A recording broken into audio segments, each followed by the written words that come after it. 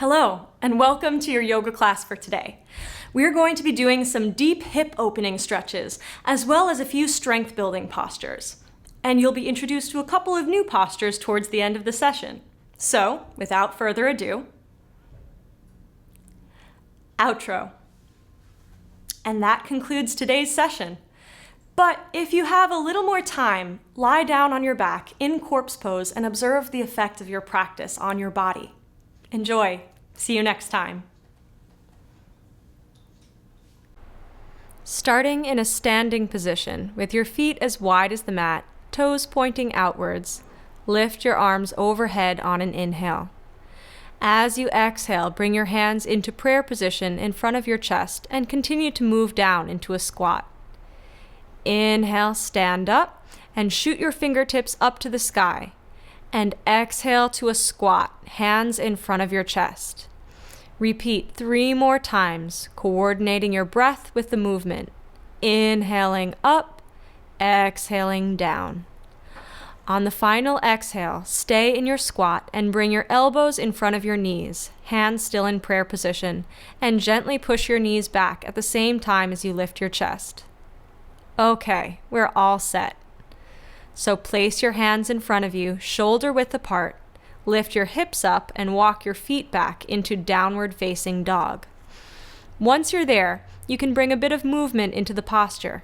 You might want to pedal your feet, bending one knee and lifting the heel as you simultaneously stretch and straighten the leg on the other side.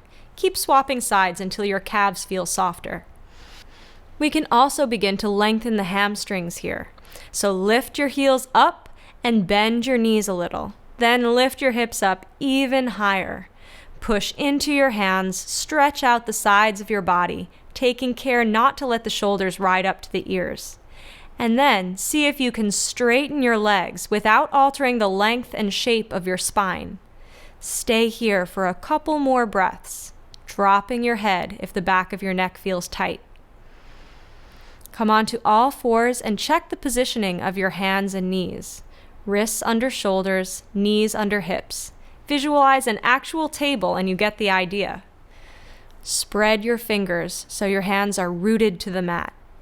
You can have your toes tucked under, or you can place the tops of your feet flat on the mat, whichever feels most comfortable for you.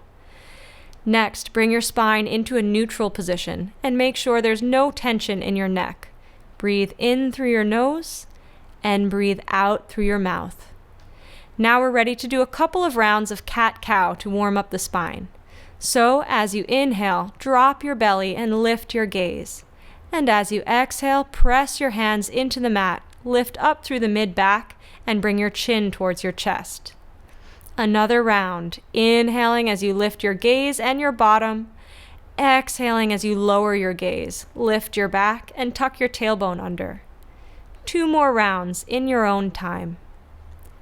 Be mindful of your breath, and like you did at the start of the session, when you were lifting up to wide leg mountain pose and sinking back down to frog, try to coordinate your breathing with your movements so that each transition lasts as long as it takes for you to inhale and exhale. 1 more round, keeping your movements soft and fluid. Inhaling as you lift your gaze, lower your belly. Exhaling as you lower your gaze, arch your back. Come back to tabletop pose with a neutral spine.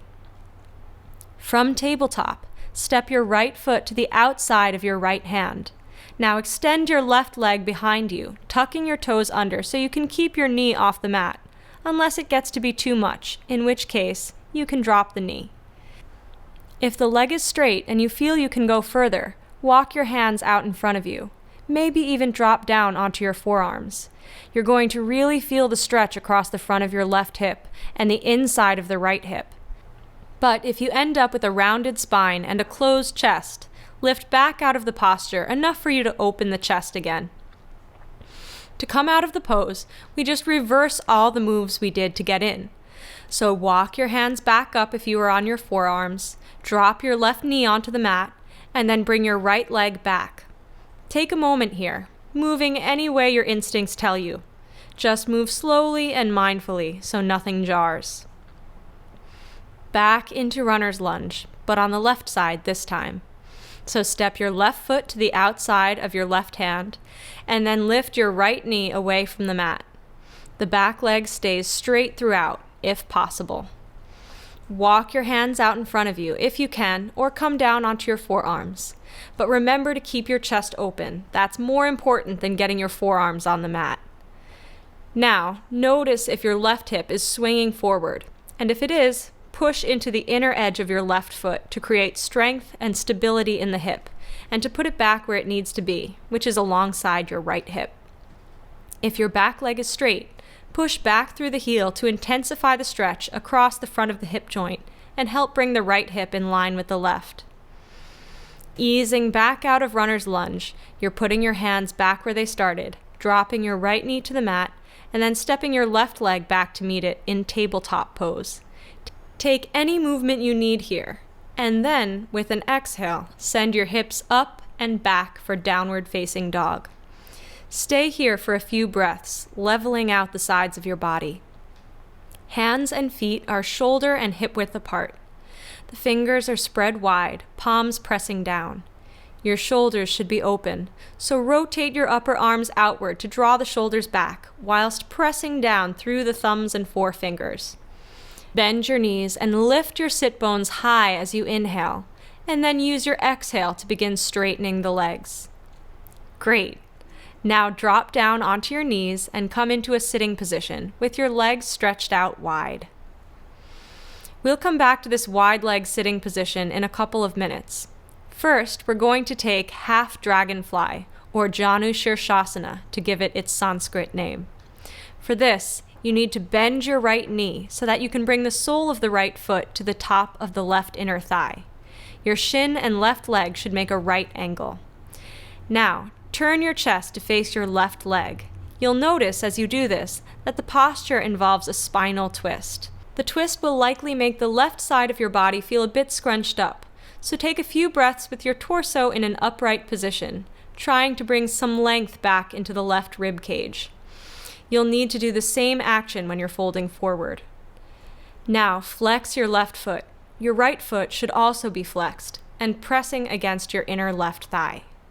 Take an inhale, and as you exhale, begin to move your chest towards your left foot. Notice how I said move your chest forward, not bring your head down. This is a forward stretch, and that's important because it means you keep the length in the spine, which is exactly what you need for an effective twist. Stay here for a few more breaths, using the inhales to lift out of the pose slightly and bring the left rib cage back, and using the exhales to soften back into the posture as you bring your right ribs forward. Okay. Next inhale, come back up to center and stay here a moment while your spine settles. Left side now. So put the sole of the left foot on the inner right thigh with your shin and left leg at a 90-degree angle. Inhale here, and then with the exhale, slowly turn your chest to face your right leg, bringing that twisting action into the pose. Remember to flex both feet so both legs are active. Take an inhale as you lift your spine out of your hips. Exhale and draw the lower abdomen towards the spine as you move your chest in the direction of your right foot.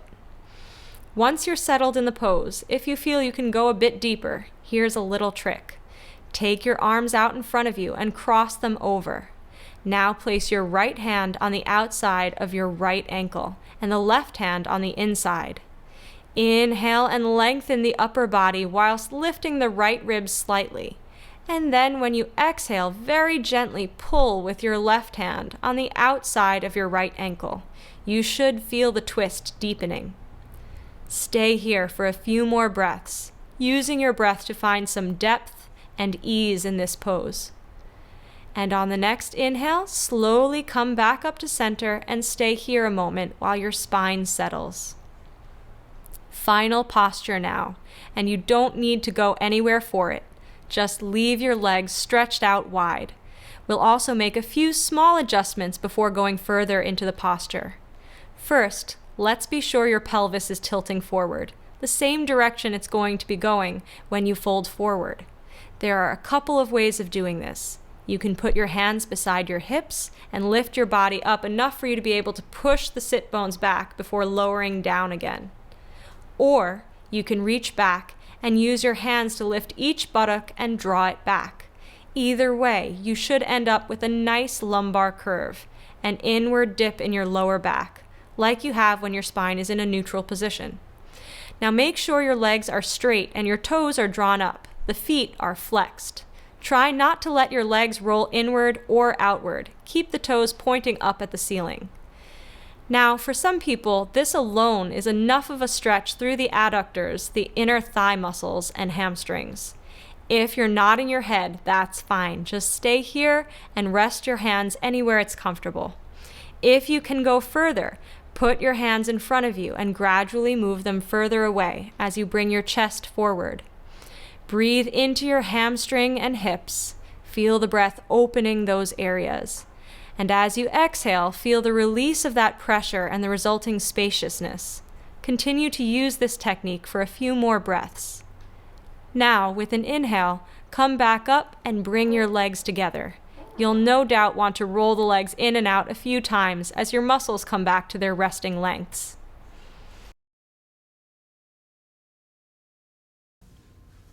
And that concludes today's session.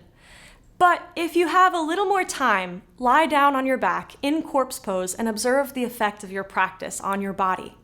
Enjoy. See you next time.